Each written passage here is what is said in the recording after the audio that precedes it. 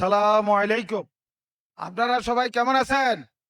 ইনশাআল্লাহ আপনাদের দোয়ায় ভালো আছি। শেষ ভালো যার সব ভালো তার, আমি সবার শেষে পড়েছি। আমার নাম লায়ন মাওলানা মোহাম্মদ ইউসুফ। আমার বাড়ি চট্টগ্রাম জেলা মিরসরাই উপজেলা। আমি চট্টগ্রামে আছি। আমাদের যিনি সঞ্চালনা করেছিলেন তিনি বলেছিলেন আপনাদের স্ব এলাকা সম্বন্ধে কিছু কথা বলার জন্য। আমি শেষে যেহেতু এসেছি, আপনারা সবার কথা শুনেছেন। আমি শুধু আমার চট্টগ্রাম জেলা সম্বন্ধে কিছু বলবো। চট্টগ্রাম জেলা নদী ঘেরা এবং পাহাড় পর্বত মিলিয়ে চট্টগ্রাম জেলা। এই চট্টগ্রাম জেলায় 14টি উপজেলা নিয়ে 13টি সংসদীয় আসন নিয়ে আমাদের এই চট্টগ্রাম জেলাটি। এই জেলাতে আমি কিছু কথা না বললেও নয়। দুষ্টের দমন, সৃষ্টের ফালন, এইটা জাতীয় সাংবাদিক সংস্থা পূর্বে ছিল। আমি আজকে সবার উপস্থিতিতে অনুরোধ করব, দুষ্টের দমন সৃষ্টের ফালন যেন না থাকে। যদি থাকে, এইটার উন্নতি হবে না। যেই পর্যন্ত এসেছে, আজকে আমাদের মহামিলন স্থলটা হওয়া উচিত ছিল পল্টন ময়দানে হওয়া উচিত ছিল, আর না হয় স্টেডিয়ামে হওয়া উচিত ছিল। তাইলে হয়তো যে সত্যিকার অর্থে ৪৪ বছর পরে এই মিলন মেলায় একটা খেলা দেখা দিয়েছিল আলতাফ সাহেবের পুত্র জনাব মঞ্জুর হোসেন সাহেব। আমি ওনাকে অনুরোধ করব, আগামীতে এমন ডাক দিবেন যে ডাকে সারা বাংলাদেশ থেকে সাংবাদিকেরা আসবে এই মিলন মেলা দেখতে। আজকে মঞ্জু সাহেবের 2 পুত্র লক্ষ লক্ষ পুত্র আমরা সবাই বাংলার জমিনে আছি। ইনশাল্লাহ যতদিন বাঁচি থাকবো ততদিন পর্যন্ত ওনার গুণগান গেয়ে যাব, আমরা আমরণ পর্যন্ত চালিয়ে যাব ইনশাল্লাহ। আমি অনুরোধ করব, আগামীবার ওনার মৃত্যুবার্ষিকী পালন করার জন্য আমরা স্ব জেলা পর্যায়ে এক একটা গরু জবাই করে ওনার নামের, আল্লাহর নামের উপর ওনার ফাতিহা দেব ইনশাআল্লাহ। আমি এটা আশা করি 64টি জেলা পর্যায়ে এই জাতীয় যেন কাজ যেন হয়। তাহলে জনাব আলতাফ সাহেব এই যে সংগঠন করছে, ওনার আত্মা তৃপ্তি পাবে বলে আমি মনে করি।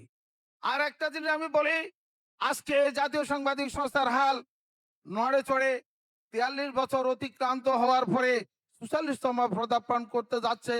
এই 44 বছরে যিনি ওনার একমাত্র পুত্র হাল ধরেছেন, আমি ওনাকে বলবো চোখ কান খোলা রাখে সামনের দিকে সাহস নিয়ে এগিয়ে যাওয়ার জন্য আমি অনুরোধ জানাই ওনাকে। তাহলে আমাদের এই সংগঠনের সার্থকতা হবে বলে আমার বিশ্বাস। আর একটা কথা না বললে নয়, যেই কথাটা দে জল বলি কেন রে কাঁদিস ওরে বোকা ফাঁকি, কে তোরে দিবের জল এই মহামরুস্থল, এইখানে সকলেই ফাঁকি। আসলে আমার কণ্ঠস্বরের কারণে আমি কথাটা বলতে পারি নাই।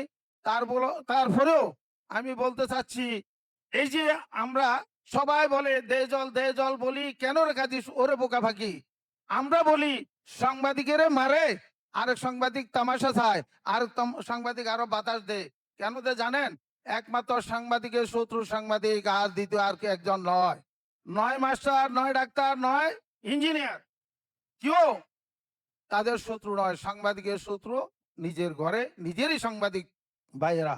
তো আমি আশা করব স্ব থানা, স্ব জেলা পর্যায়ে নেতৃত্ব দিতে গেলে নেতার মতো নেতা হইতে হবে। আপনার কথার বাইরে কোন সাংবাদিক যেন উঠতে এবং বসতে না পারে, সেরকম ব্যবস্থা যদি করতে পারেন, আর সাংবাদিকের পিছনে আরেক সাংবাদিক লাগবে না।